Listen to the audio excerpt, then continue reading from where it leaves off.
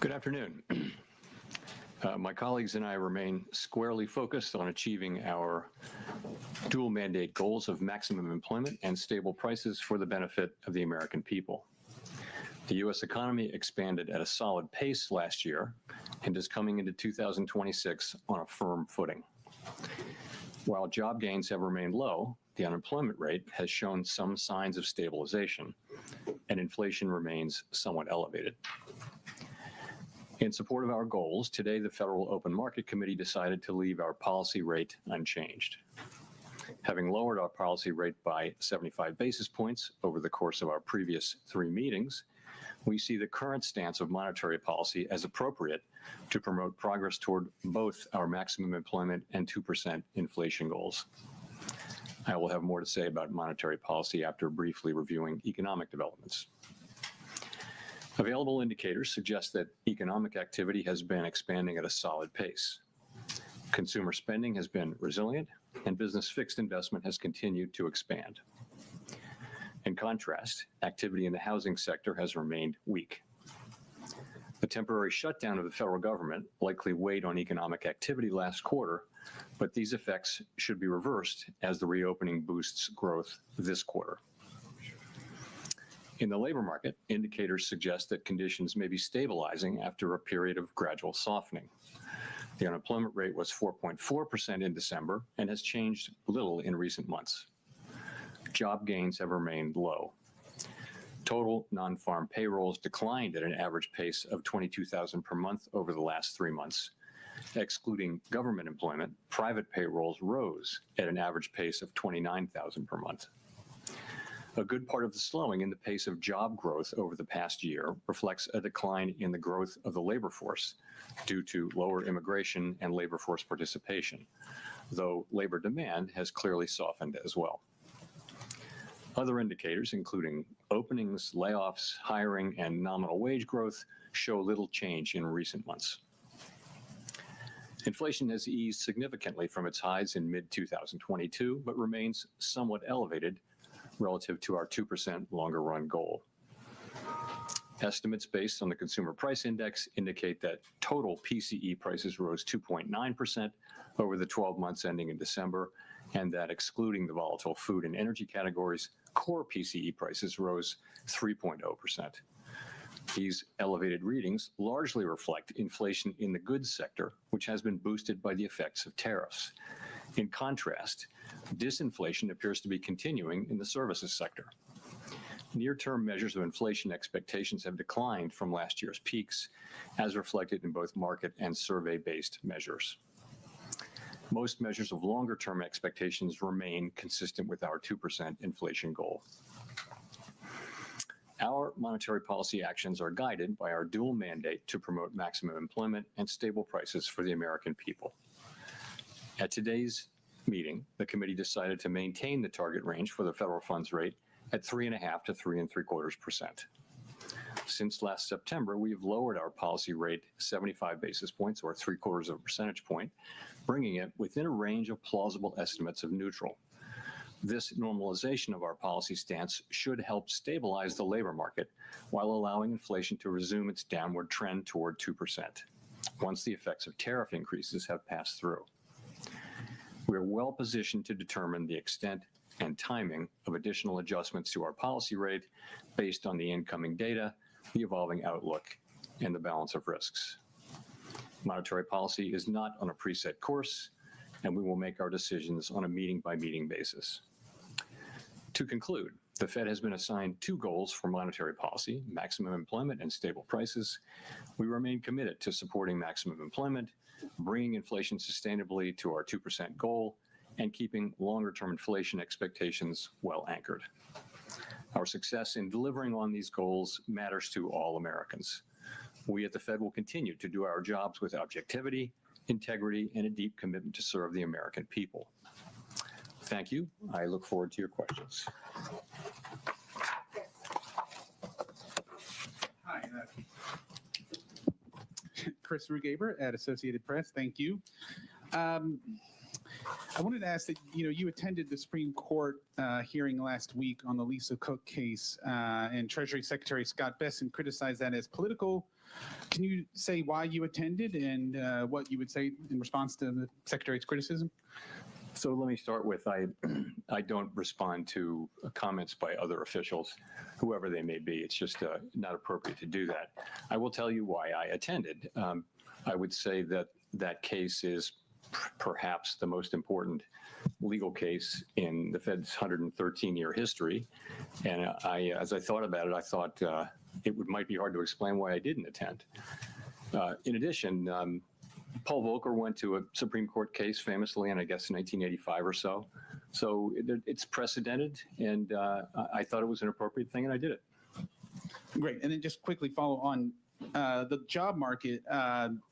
You mentioned last month that the household survey might be distorted, and you also mentioned the potential for overcounting jobs, which would suggest that we're still in a negative hiring pace. So do you see the drop in the unemployment rate as solid? And what's the basis for saying that things have stabilized? Thank you. So, yeah, really two questions. One is, so we're getting through the distortions in the data from the shutdown.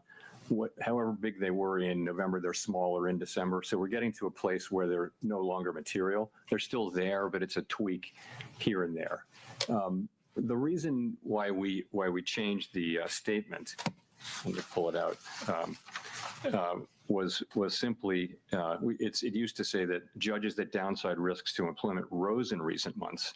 So we saw data coming in which suggests some signs of stabilization. I wouldn't go too far with that, but some signs of stabilization. There are also some signs of continued cooling. And so we thought that was no longer an accurate description of the data. In addition, the outlook for economic activity has clearly improved since the last meeting, and that should matter for labor demand and for employment over time. So for those two reasons, we thought we would take that language out of the statement.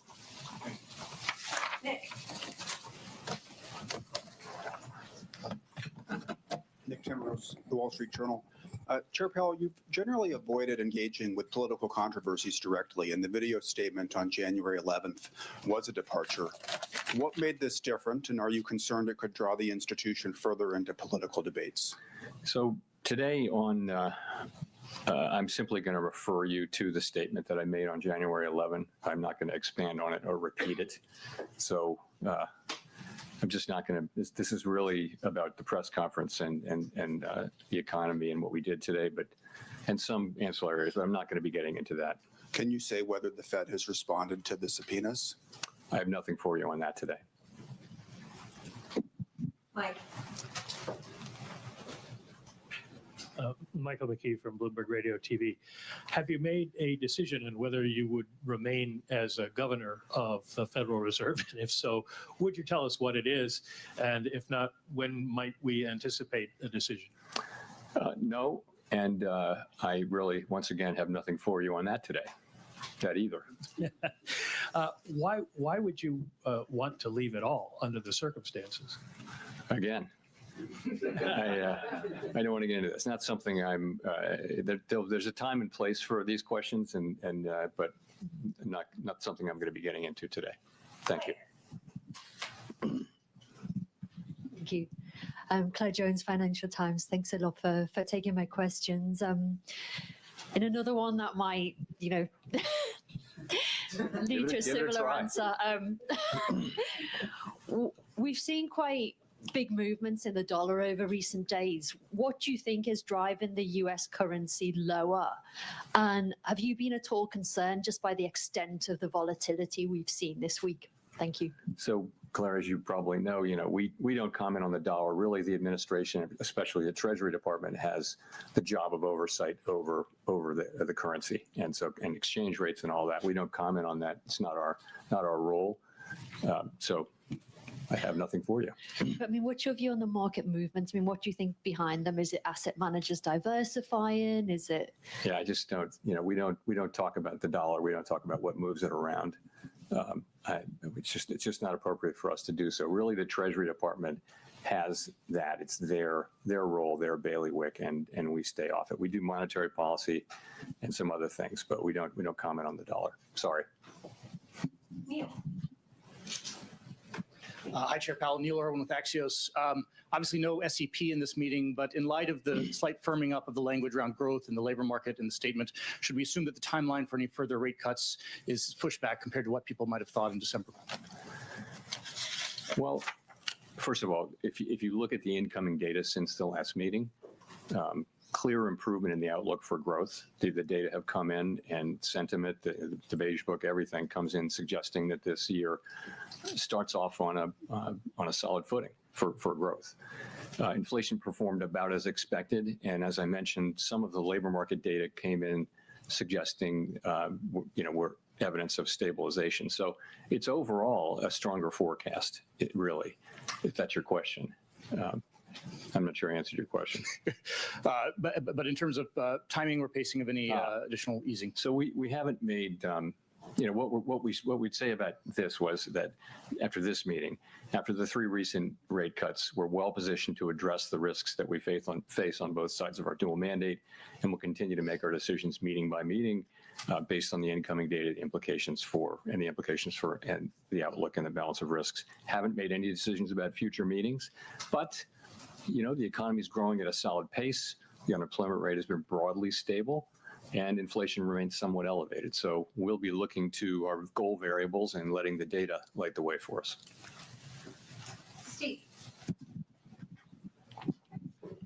Steve Leisman, CNBC, and sticking with questions you might answer. Thank you.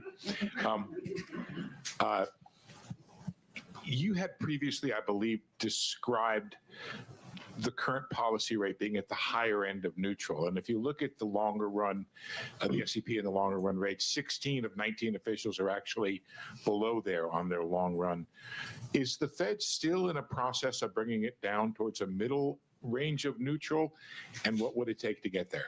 So the count I did was that 4 of the 19 were at or above that.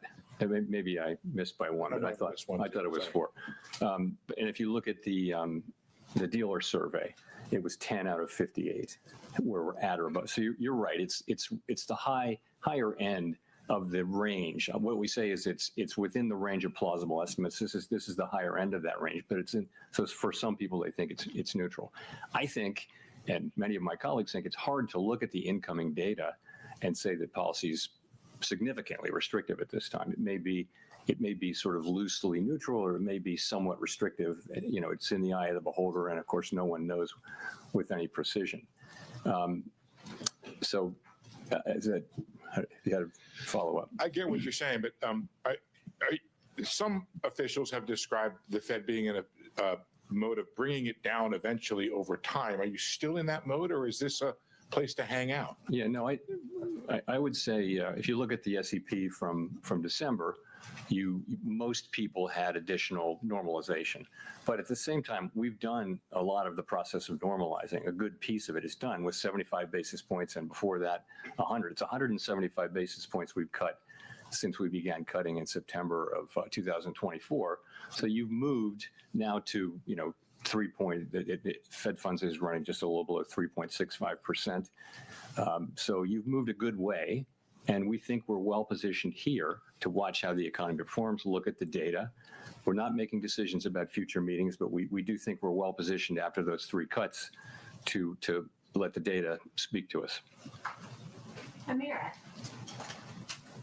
Thank you, Chair Powell. Mara Moakley from Bloomberg News. To what extent did the committee discuss the possibility of cutting at this meeting or in March? And how are you all thinking about the conditions that would merit another rate cut? Is there broad agreement on the committee about what it would take? So there was broad support on the committee for holding today.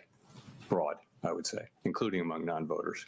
So that's where that was. Of course, some people did want to cut and dissented, but committee pretty broadly for holding today. We're not trying to articulate a test for when to next cut or whether to cut at the next meeting. What we're saying is we're well positioned as we make decisions meeting by meeting, looking at the incoming data, evolving outlook, and all that. And we're in a position where we still have some tension between employment and inflation, but it's less than it was. I think that the upside risks to inflation and the downside risks to have probably both diminished a bit. So, we'll be looking at that. It's about how you weigh the risks to the two goals and how big those and quantify them. And so there are different views on the committee, and we'll find our way forward as the data evolve.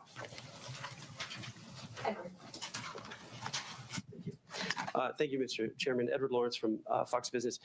Has the effects of tariffs already moved through the economy on prices?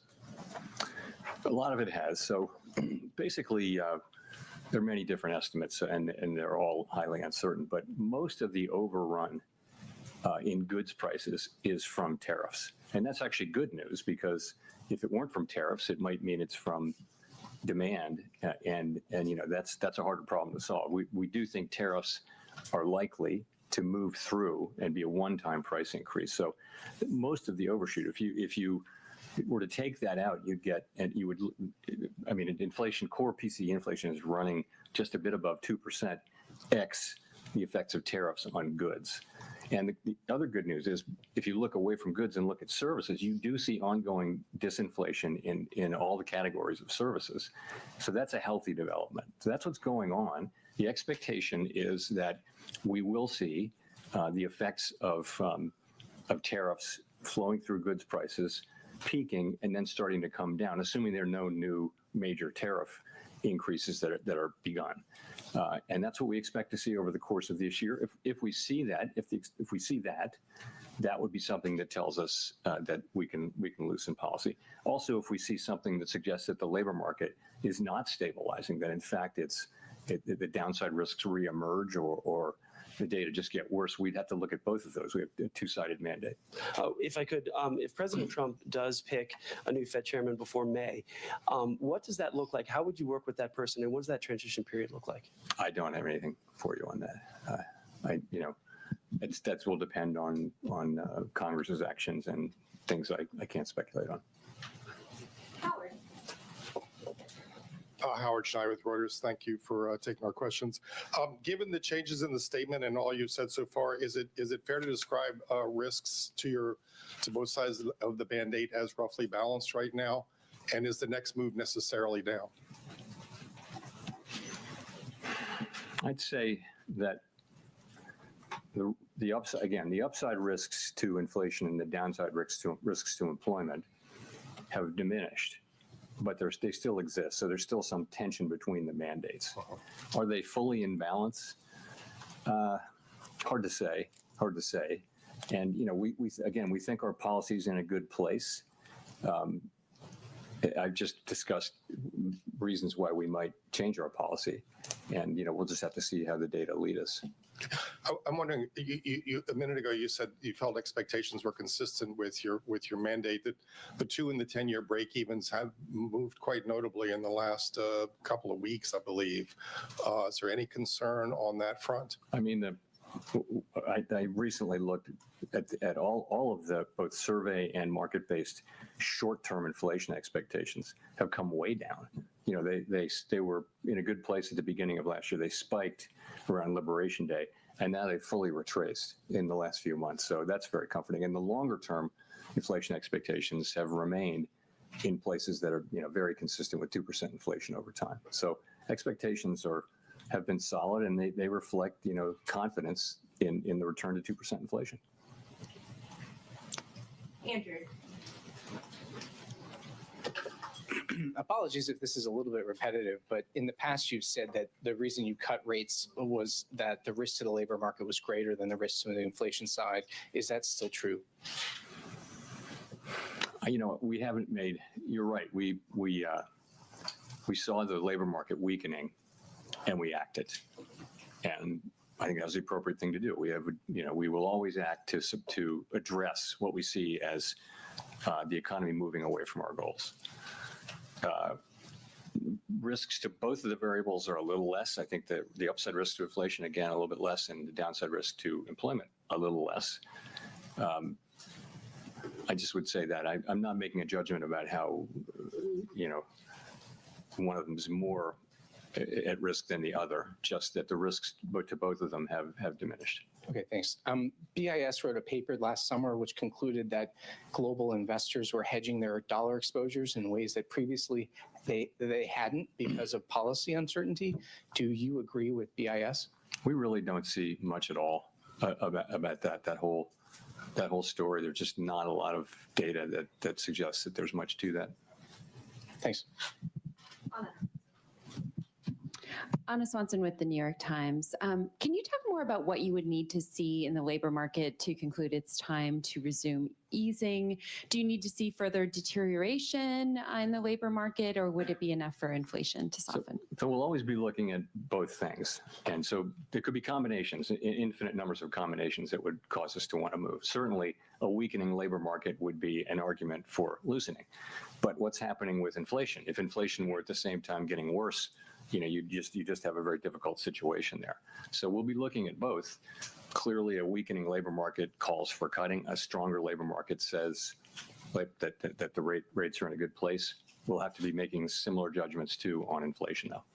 And if inflation does pick back up and the labor market doesn't show further signs of deterioration, is there a chance that you could raise rates rather than simply remaining on hold? What would you need to see to consider hiking? We don't take things off the table, but it isn't anybody's base case right now. Anybody's base case that the next move will be a rate hike. But ultimately we'll do what we think is the right thing. But that's not where people's expectations are right now. Victoria. Hi, Victoria Guida with Politico. I wanted to ask, you've talked in the past about concerns about the U.S. fiscal trajectory, and we've seen in the Japanese bond market a lot of turmoil recently, in part due to concerns over their fiscal and long-term economic outlook. So do you worry that the U.S. could at some point find itself in a similar situation to Japan, whether for fiscal or demographic reasons?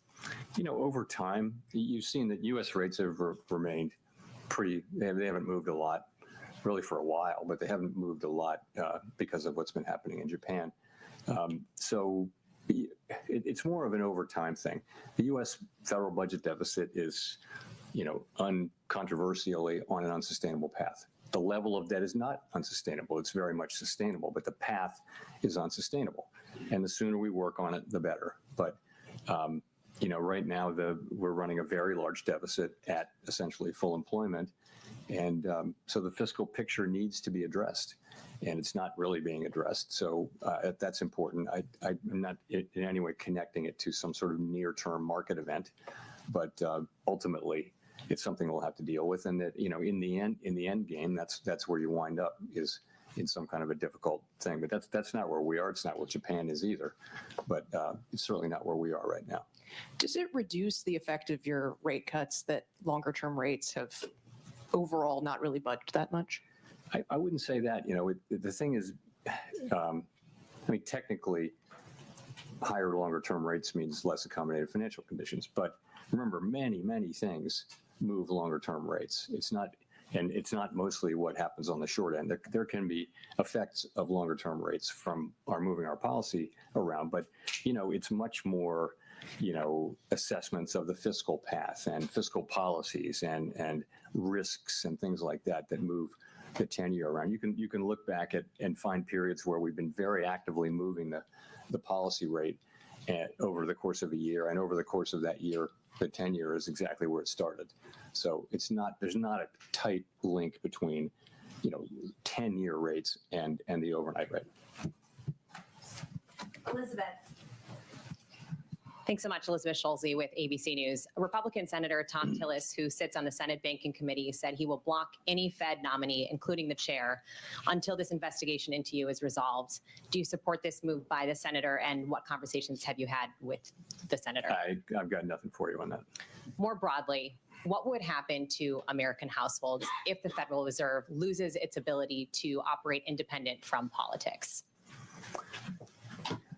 So really, the point of independence is not to protect policymakers or anything like that. It just is that every advanced economy democracy in the world has come around to this common practice. It's just an institutional arrangement that has served the people well, and that is to have a separation between to not have direct elected official control over the setting of monetary policy. And the reason is that monetary policy can be used, through an election cycle to affect the economy in a way that will be politically worthwhile. So I'm not talking about the U.S. context. This is every advanced economy democracy of any size. So it's a good practice. It's pretty much everywhere among countries that look at all like the United States. And I think if you lose that, first of all, it would be hard to restore the credibility of the institution if people lose their faith that we're making decisions, only on the basis of our assessment of what's best for everyone, for the wide public, rather than trying to benefit one group or another. If you lose that, it's going to be hard to retain it. And we haven't lost it. I don't believe we will. I certainly hope we won't. But it's very important. And the reason it's important is that it's enabled central banks generally not to be perfect, but to serve the public well. You're confident it can maintain that independence at this point? Yes. I mean, I'm strongly committed to that, and so are my colleagues. Archie. Thanks. Archie Hall from The Economist. On that sort of stabilization of the labor market question, how much do you see the weakening we saw over the past 6 months, year, as a kind of data mirage around immigration and the government shutdown and so on that's now resolved? Or how much have we seen a kind of real underlying firming up in the state of the labor market, do you think? Well, part of it is, to your point, part of it just is that labor supply, growth in labor supply has come to essentially a halt from a fairly fast clip of growth over the last couple of years, driven by immigration, and then the halt being driven by a very sudden stop in immigration. So many outcomes were possible with that. Supply came way down. It turns out that demand for labor also came down a very similar amount, maybe just a little bit more, which is why the unemployment rate has gone up. So I don't know whether that's a coincidence or not, but that's what's happened with that part. But if you look at other things, like, for example, just to pick a couple, the Conference Board's measure of job availability that came out, I don't know, was it yesterday or today? But, it shows, it's a survey showing that workers feel like job availability it's a very low reading. Just one reading, but it's an indication of softening. People, part-time for economic reasons, which is a category within the broader U6 category measure, has moved up significantly. So there are lots of, and I could go on and on, there are lots of little places that suggest that the labor market has softened. But you're right, part of payroll job softening is that both the supply and demand for labor has come down. Growth in those two have come down. So that makes it a difficult time to read the labor market. So imagine they both came down a lot to the point where there is no job growth. Is that full employment? In a sense, it is. If demand and supply are in balance, that you could say that's full employment. At the same time, do we really feel like that's a maximum employment economy? It's very challenging and quite unusual situation. Thanks. And one more on growth and the kind of strong growth outlook, or strengthening growth outlook you're now seeing. How much of that is the fiscal stimulus we're seeing from the beautiful bill, the tax cuts, and all of that? So you're seeing it already. You don't have much of the fiscal. I think the outlook, you're right. It's financial conditions, and it's fiscal policy for 26. But you've got strong consumption that's been happening before financial conditions have been supportive, but before the fiscal effects really are shown. So essentially, the economy has once again surprised us with its strength, not for the first time. And consumer spending, although it's uneven across income categories, but consumer spending overall numbers are good, and we're benefiting from the AI build out of data centers. That's another thing we're benefiting from. But the economy overall, growth is on a solid footing. It looks like, and it's not just those things. It's just the consumer is filling out surveys that sound really negative, and then spending. So there's been a disconnect for some time between downbeat surveys and reasonably good spending data.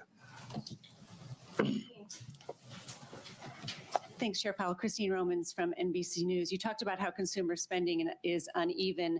The president calls inflation defeated and solved. The FOMC says it's a somewhat elevated inflation. But you talked about those customer survey or those consumer sentiment surveys and public opinion polls that show that most families say the cost of living is still issue number one. What is the conversation around the table with your colleagues about how wealthier consumers seem to be driving so much of the economy and why so many families still feel like they just can't make ends meet after 5 years of rising prices? What is that discussion like? So a couple things. One, there's something to it in that we know that higher income households that tend to own real estate and tend to own stocks, securities, and those assets have been going up in value, and increases in wealth do support spending over time. So, and that's clearly a part of the story. We also know that for some time now, for a year or more, we've been hearing from retailers, for example, that serve lower income customers, whether it be food or the big box stores or anything. They're saying the same thing, which is our consumers are looking to economize. They're trading down from brands and they're buying less, and it's changing their buying habits and that kind of thing. So we're seeing that, and that is a reality of what we're seeing. They're still consuming, but they're feeling it in a different way. I would say more broadly on affordability, we have a vast network through the reserve banks and also through the Board of Governors where we talk to small and large businesses and households, and so we do hear a lot about affordability, and we take that very seriously, and we take it to heart because one of our jobs is price stability, and so the best thing we can do for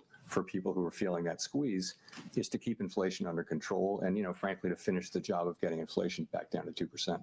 You mentioned the AI build out as being a positive for economic growth this year. I wonder, as you look at the weakest year last year for job creation of a non-recession year since like 2003, are you concerned about AI maybe supplanting more entry-level work and entry-level jobs? And how does that play into what you're watching about the labor market?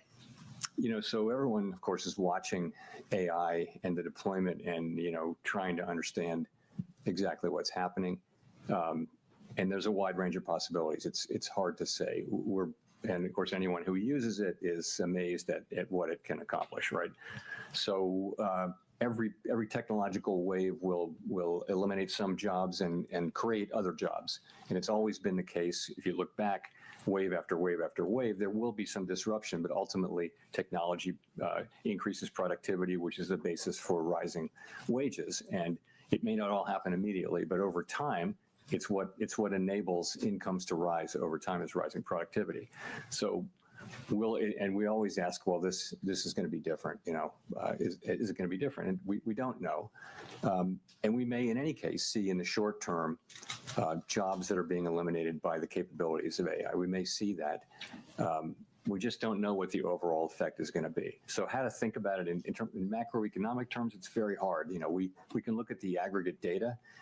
We can analyze, for example, there is some connection, it appears, between the low hiring rate for recent college grads and AI, but it's not the main or only driver. You hear large companies, though, many of them saying that they either won't be hiring for some time, or that they're hiring less, or that they're laying people off, and they tend to refer to AI when they do that. So we're all watching and learning. And it could certainly have pretty significant effects on the economy, the workforce, and our society. We don't really have the tools to address the concerns that may arise, but we have a lot of people who focus on analyzing it and try to understand what the macroeconomic implications are, which is our job. Becky. Thank you, Chair Powell. Beyi from AFP News Agency.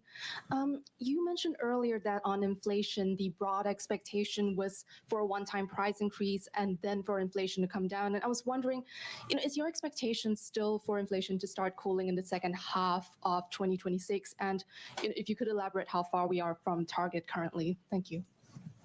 So how far we are from target is, as I mentioned in my opening remarks, we had 3.0% core PCE inflation over the 12 months ending in December. And that's pretty much what we had the year before. So on net, no progress. But the story behind that is modestly positive in that most of the overshoot was in goods prices, which we think is related to tariffs. And ultimately, we think those will not result in inflation as opposed to a one-time price increase. Okay, so that's where it is. In terms of, you asked, no one thinks they will, ex ante understand really clearly, precisely when this will happen. But there's an expectation that sometime in the middle quarters of the year, we'll see tariff inflation topping out. So what we do is when a tariff is put in place, we track the effect of those tariffs over a 6, 7, 8, 9 month period. And you can see for that tariff, how long it takes to reach a place where it's affected the price level, and that's it. So we're getting better at that. And our estimate is that it'll be sometime in the middle of the year, but I wouldn't look for great precision in that. But, we'll be able to see whether things are moving in that direction. I think, we'll be able to see. Richard Escobedo. Thanks, Chair Powell. I'm Richard Escobedo with CBS News. I want to look outside the U.S. about what's happening outside our shores and how it impacts the U.S. Canada's Prime Minister said last week that there's been a rupture in the global order, and I wonder how you're thinking about geopolitical risk as it relates to the U.S. economy. So I can't comment on that speech or statement or anything like that. Geopolitical risk for us is a lot of it is around energy, oil. And so far, we haven't, for all the turmoil, oil prices have come down, as you know, and so we don't really see much. Longer than that, it's trade, and the trade, the economy, our economy has pulled through pretty well, you'd have to say, given the very significant changes in trade policy. The U.S. economy has pushed right through. Partly that is that the way that what was implemented was significantly less than what was announced at the beginning. In addition, other countries didn't retaliate. And in addition, a good part of it hasn't been passed through to consumers yet. It's being taken by companies that stand between the consumer and the exporter. So that's where that is. Jennifer. Thank you, Chair Powell. Jennifer Schonberger with Yahoo Finance. With third quarter GDP growing at 4.4% and the fourth quarter expected to have a 5 handle on it as to what the Atlanta Fed is predicting, at a time when you had a government shutdown and we thought that was going to shave off some growth, you've also got the fiscal tailwinds. You've talked about big tax refunds coming, potential tariff dividend. How could you cut rates and not spur inflation in that environment? Well, we didn't cut rates today, but it depends on how fast potential output is growing, right? I'm just asking in principle. I'm not saying this is what's happening, but there's growth and there's how fast the potential is growing, and at a time of high productivity growth, potential output is rising. So it really matters whether potential output is growing as fast as actual output. And it would matter over time. The numbers you cite were for quarters, and quarterly GDP is, you need to look at 12 months because quarterly GDP can be very lumpy. GDP was negative in the first quarter last year. So the overall, over the year, the numbers were nothing like that. It was more in the mid-2s for the year. And how do you explain the divide right now between strong economic growth and the job market? Is it productivity that's filling the gap? And is productivity being driven by AI at this point? So there has been, you're right, there has been a divide of solid growth, but what looked like a weakening labor market. And that can be explained by rising productivity. But I would say we do see signs of certainly of the unemployment rate stabilizing. So it may be we're seeing the beginning of the resolution of those two things. Also, as you probably know, the lore is that when GDP and the labor market get into an argument, in the end, labor market data is more reliable. GDP data is just very hard to collect and understand, but nonetheless, I think we may be seeing that tension resolving a little bit. Too soon to say with any confidence, though. Matt Egan. Matt Egan with CNN. Chair Powell, after today, you have 2 meetings left as Fed chair. You've obviously experienced a lot during your time as Fed chair, served under multiple presidents. I'm wondering what advice you have for whoever your successor might be. Honestly, I'd say a couple of things. One is, stay out of elected politics. Don't get pulled into elected politics. Don't do it. And that's another thing. Another is that, our window into democratic accountability is Congress. And it's not a passive burden for us to go to Congress and talk to people. It's an affirmative, regular obligation. If you want democratic legitimacy, you earn it by your interactions with our elected overseers. And so it's something you need to work hard at, and I have worked hard at it. So, and the last thing is, it's easy to criticize government institutions so many ways.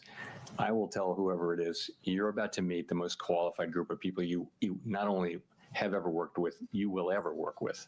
And when you meet Fed staff, and not everybody's perfect, but there isn't a better cadre of professionals more dedicated to the public well-being than work at the Fed. Thanks for that answer. If I may follow up, as I'm sure you've noticed, gold and silver prices have experienced historic gains of late. And I'm wondering how much attention, if any, you pay to those moves and what message you may take from these significant price increases we've seen for precious metals. Don't take much message macroeconomically. The argument can be made that we're losing credibility or something. It's simply not the case. If you look at where inflation expectations are, our credibility is right where it needs to be. So we look at those things. We don't get spun up over particular asset price changes, although we do monitor them, of course. Nicole, for the last question. Hi, Nicole Goodkind-Barron's. Some prominent critics have charged that the Fed's economic models are somewhat backward-looking, but should be more forward-looking, incorporating things like productivity increases from AI. How do you incorporate current and future developments into your analysis and decision-making, and do you have an answer to those critics? Yeah, so by and large, those criticisms, as somebody on the inside, they just don't make sense, and I'll tell you why. Every FOMC participant writes down a forecast every quarter, right? The summary of economic projections, and that's the basis for how we think about the economy. So, and the other thing is, what an economic model can do is it can grind up all the data for the last number of years, 50 years, let's say, and it can identify what are the relationships between variables A, B, C, D, and all that kind of thing. And it can tell you if you change one of those variables, this is what should happen in the macroeconomy. That's just the way it works. However, the structure of the macroeconomy is constantly changing. For example, we hadn't had a pandemic in 100 years. It wasn't in the model. And we knew it from the very beginning. It was not in the model. A trade war of this scope, we'd never had that in 100 years. And so there's great uncertainty at different points. Another thing I'll say is, when it comes to,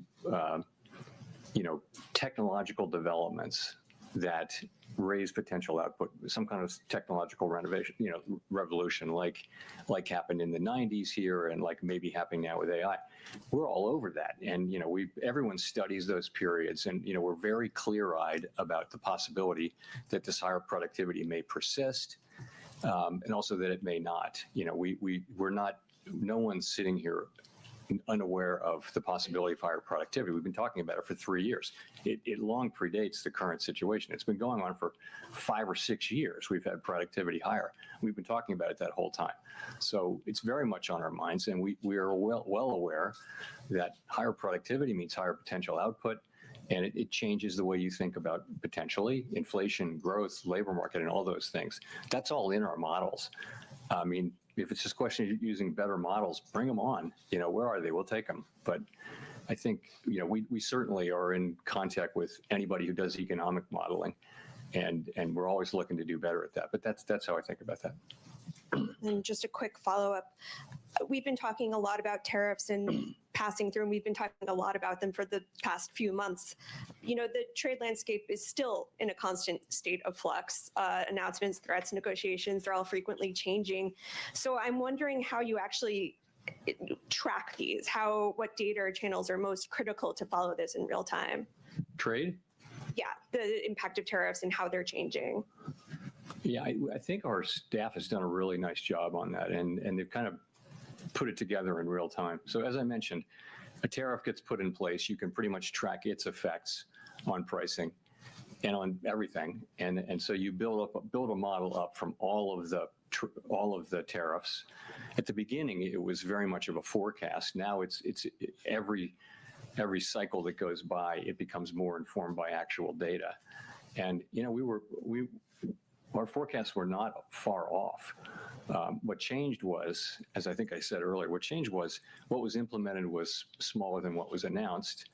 In addition, we didn't see retaliation internationally, and I think people did generally expect that because we saw that in the past, and that really mattered too.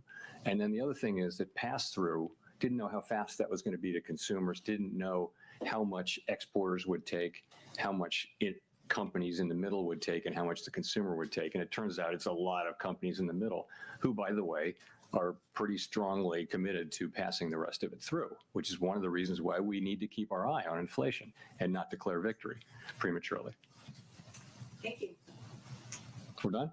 We're done. Okay. Thank you very much.